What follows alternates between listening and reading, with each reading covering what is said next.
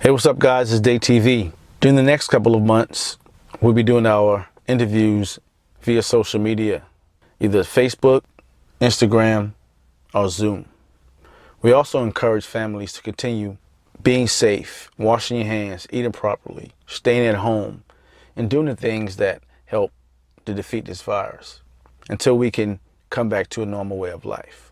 So thank you for engaging, thanks for following, and let's continue to bring more and more information to the community through DAE TV. Thank you.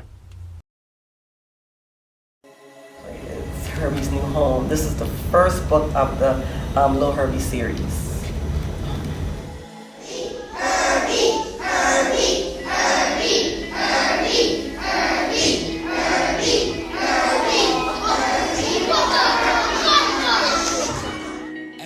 How do you see sports and people that are studying? What's your take on that?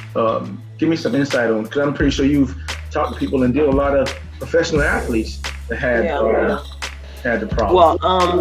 Well, that was a great idea when you say instead of him calling out the plays, I'm sure it was hard for him, but call out numbers.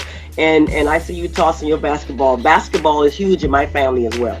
Huge. Right. All my kids play. Husband played, niece and nephews played, so basketball was huge in my family. So really, like you said, dealing with basketball, I know a few athletes that actually stutter. I work closely with Kenyon Martin, on when it's the Stuttering Awareness Week, things like that. So, and I see that some of the some of the great players, I know stutter, like Shaq, Kenyon Martin. I know Adrian Peterson in football. I know a few other different athletes that actually stutter. So I can see how they became one of the greatest. Because when you have a stutter, and when you have something that holds you back from becoming great, it's kind of is difficult. But then when you do everything else, you try to do it at the top of your game, at the top of the level.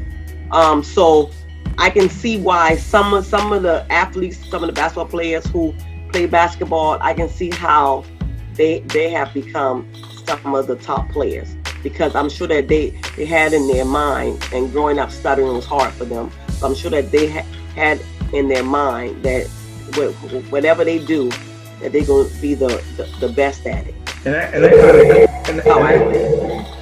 that kind of clicked a little bit, because, like you said before, when you're growing up and you didn't want to talk and you're kind of shy, so you're holding back and not talking, and guess what? So you're conserving a lot of energy.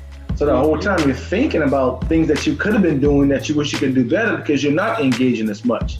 So when you become an adult and you get into a certain craft, you're going to go all into that, because you got all your energy built up and you want to make sure that, hey, look, I have this, I identify with myself for having this impediment. It's not a disorder, it's an impediment. So then I'm able to do these things full-fledged and get the best benefits out of it. And also Jamel, when you have something that's almost, I wouldn't say holding you back, that's almost hindering you.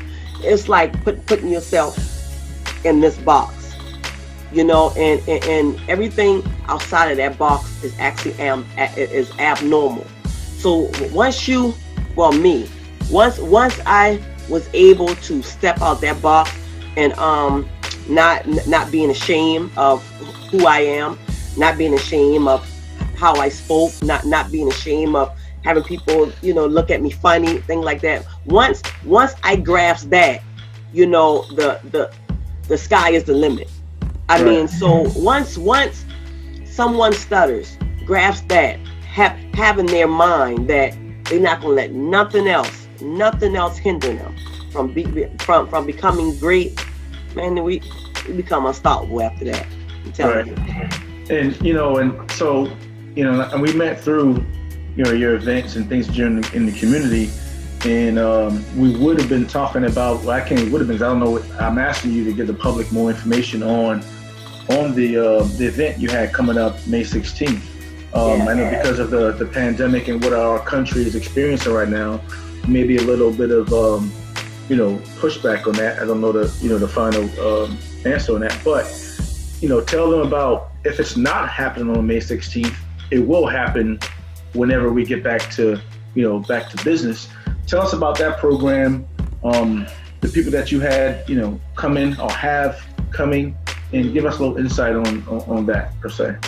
Well, it was a May 16th. It was a charity celebrity basketball game that I was very, very excited about. We had some local leaders that was involved, to include our Mayor Sumney of City of North Charleston.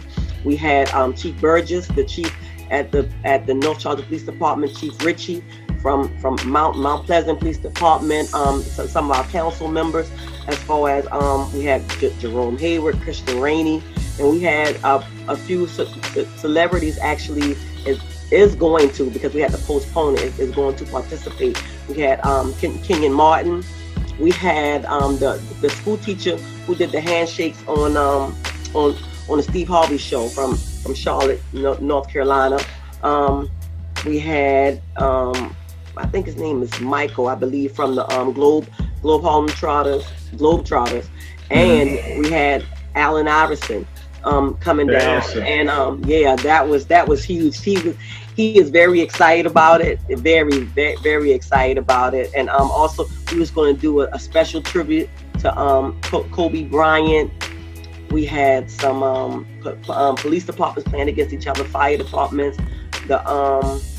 the Special Olympics. We had so much going on May 16th, but we're gonna have to postpone it, and as soon as we get a new date, we will definitely announce it. But this time here, when we postpone it, we're gonna be adding more and more celebrities to the new date. So I'm very excited about it, very excited. I am dedicating this book to my grandson, Lil Herbert Frazier IV. He inspired me to fulfill my dreams, even though I stuttered. Also, I would like to thank everyone who supported us on this journey. And remember, just because you stutter doesn't mean your voice doesn't matter, because everyone's voice matters.